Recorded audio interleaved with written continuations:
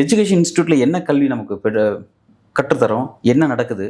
ஒரு ஆண் பெண் ஒரு கிளாஸில் ஒரு ஆண் பெண் பேசக்கூடாது அப்படின்னா வந்து அது கேஸ்ட் பேஸில் தான் வந்து நீ பேசிக்கணும் அப்படின்னா வந்து அது பழகணும் அப்படின்னா அதோட அர்த்தம் புரியல. இது எங்கே போயிட்டு இருக்குது அப்படின்னு நமக்கு தெரியல. கவின் சப்ஜெக்டுடைய விவகாரம் அதுக்கு தீர்வு இல்லை. தனிச்சட்டம் ஏற்றன்னு பேசிகிட்டு இருக்கோம்.